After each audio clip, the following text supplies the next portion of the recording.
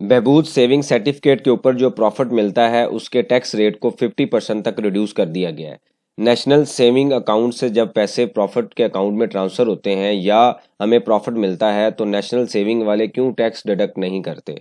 हमने बहबूद saving certificate की return को कैसे फाइल करना है और ये रेट कब से इम्प्लीमेंटेड है, और ये भी हम देखेंगे कि कितनी अमाउंट का प्रॉफिट हम रिसीव करें तो हमने कोई टैक्स पे नहीं करना।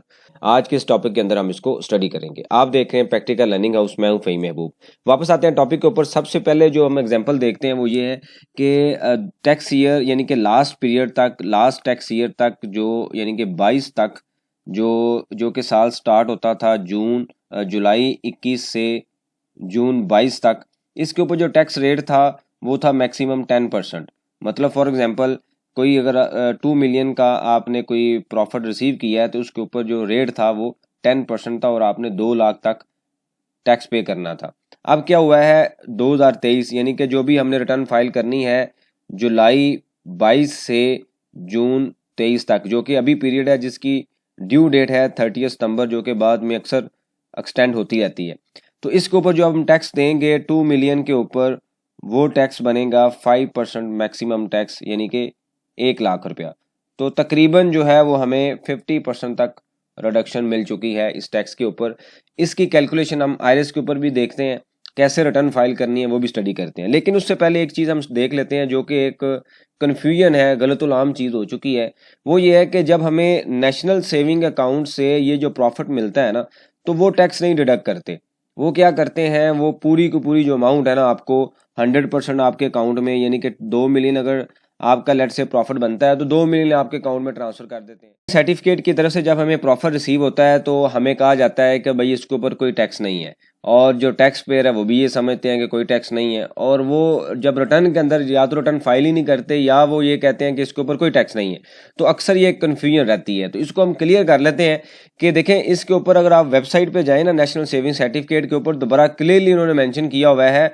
ये आप वेबसाइट पे जाएं, प्रोडक्ट में आएँ और उसके बाद आपने टैक्स एंड ज़कात स्टेटस पे क्लिक करना है, तो आपको मिलेगा withholding tax is not collected on the profit earn on Behbood certificate. मतलब ये है कि विदहोल्डिंग टैक्स जो है ना, एट सोर्स जो टैक्स डिडक्ट होगा। जैसे आप सैलरी लेते हैं, फॉर एग्जांपल किसी की 1 लाख सैलरी है तो 1000 या 2000 जो टैक्स है या 1500 जो टैक्स है वो डिडक्ट कर लिया जाता है। तो ये इसको हम बोलते हैं विदहोल्डिंग टैक्स, जो कि आपके नाम पे जमा होता है और आप उनसे सर्टिफिकेट लेते हैं और साल के एंड पे जाके उसको क्लेम करते हैं। सेम यही सोर्स है कि अगर आपको पूरी सैलरी दे दी जाए और आपको कह दिया जाए कि भाई विदहोल्डिंग डिडक्ट नहीं होगा, साल के एंड पे जाके ना आप 1500 रुपया खुद जमा करवाएं, तो ये क्या, इसका मतलब ये नहीं होगा कि आपका ये टैक्स ही नहीं बनता, ऐसा नहीं है।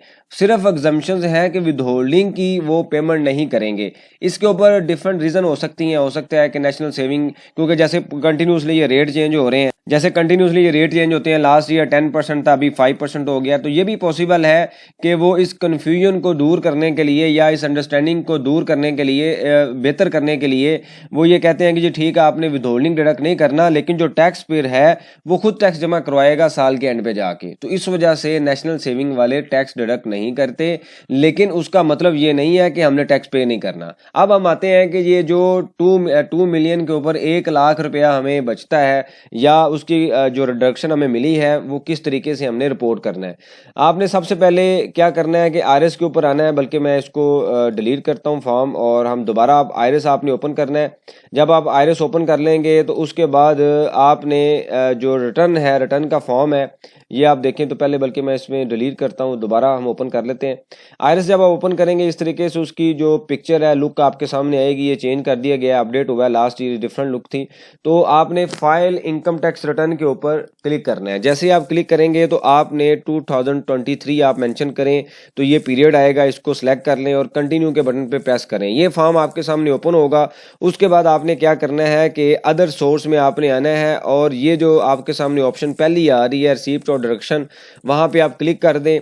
और सबसे पहली ऑप्शन होगी यील्ड ऑन बहबूद सर्टिफिकेट। तो यहाँ पे हम क्या करते हैं 2 मिलियन जो है वो लिख देते हैं। जब हम 2 मिलियन लिखेंगे और कैलकुलेट के बटन पे प्रेस करेंगे तो जैसे हमने एग्जांपल देखी है हमारे मुताबिक जो टैक्स बनता है ना वो बनना चाहिए 1 लाख। क्या सिस्टम 1 लाख कैलकुलेट कर रहा है? तो अब हम क्या करेंगे कि हम अब आते हैं जो टैक्स चार्जेबल और पेमेंट का टैब है वहाँ पे आते हैं। तो कंपटीशन में जब आप क्लिक करेंगे तो आपके सामने यहाँ पे आप देखें तो वो ये कह रहा है कि नॉर्मल जो टैक्स था ना वो 2 लाख था, 2 लाख रुपया, लेकिन जो हमने पे करना है वो कितना है टैक्स चार्जेबल 1 लाख रुपया।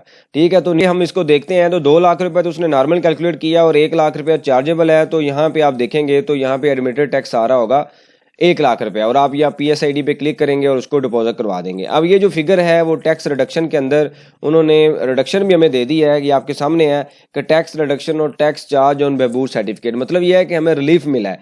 जितनी भी रिडक्शंस हैं वो सारी यहाँ पे अवेलेबल हैं। इस तरीके से जो रिडक्शंस होंगी सिस्टम उसको ऑटो कैलकुलेट करेगा। ठीक है, तो ये 1 लाख रुपया सिस्टम ने कैलकुलेट कर दिया। अब उसके बाद क्या होगा?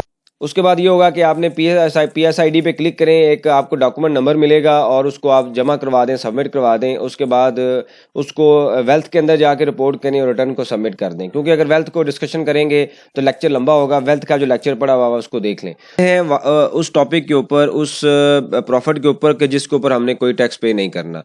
तो आपने उसी तरीके से ये जो रिटर्न का फॉर्म है ओपन किया हुआ है। यहाँ पे आके अगर आप 6 लाख तक प्रॉफिट लिखते हैं तो कोई टैक्स नहीं होगा। मतलब 6 लाख से ऊपर हम निकलेंगे तो हमारे ऊपर 5% अप्लाई होगा जो एडिशनल अमाउंट है। तो आप ये देखें तो मैंने 6 लाख की अमाउंट लिखी, फिर मैं दोबारा कंप्यूटेशन के अंदर जब मैं आता हूं तो यहाँ पे कोई टैक्स पे नहीं, हमने पे नहीं करना, सिस्टम ने कोई टैक्स पे कैलकुलेट नहीं किया।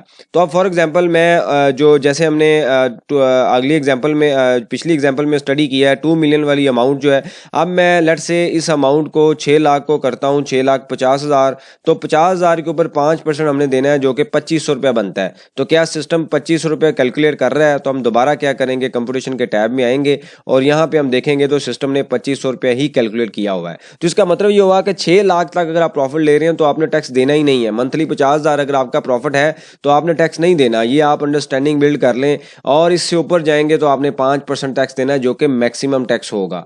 इससे मंथली अगर 50,000 तक अगर आप प्रॉफिट ले रहे हैं तो आपने टैक्स पे नहीं करना, जो कि एनुअल 6 लाख रुपया बनता है। और अगर आप इससे ऊपर जाएंगे तो जैसे अभी एग्जांपल में हमने देखा है तो हमने 5% जो टैक्स है एडिशनल अमाउंट का पे करना है, यानी कि वो अमाउंट जो 6 लाख से ऊपर है। तो हम इसको कंक्लूड अगर करें तो वो ये है कि 5% 50% जो टैक्स रेट है रिड्यूस कर दिया गया है। पहले 2 मिलियन के ऊपर 2 लाख रुपया टैक्स था, अब हमें 1 लाख रुपया टैक्स देना है। वो 50% की हमें रिडक्शन अवेलेबल है। RS के अंदर हमने उसको देख भी ली है। तो ऐसा हरगिज नहीं है कि अगर नेशनल सेविंग सर्टिफिकेट वाले प्रॉफिट के ऊपर टैक्स डिडक्ट नहीं कर रहे तो क्या हमने पे भी नहीं करना, ऐसा नहीं है। लास्ट ईयर भी मैंने लेक्चर बनाया था, वो भी पड़ा हुआ है। लेकिन इस साल की रिटर्न में और उसकी रिटर्न में सिर्फ और सिर्फ जो डिफरेंस है, जो उस लेक्चर में सिर्फ डिफरेंस क्या है कि उसमें 10% रेट था, अब है 5%। इससे रेलेवेंट कोई क्वेश्चन हो आप मेंशन कीजिए, उसके ऊपर हम डिस्कशन करेंगे ताकि जो लर्निंग का प्रोसेस है कंटिन्यू रहे। थैंक यू वेरी मच, जज़ाकल्लाह।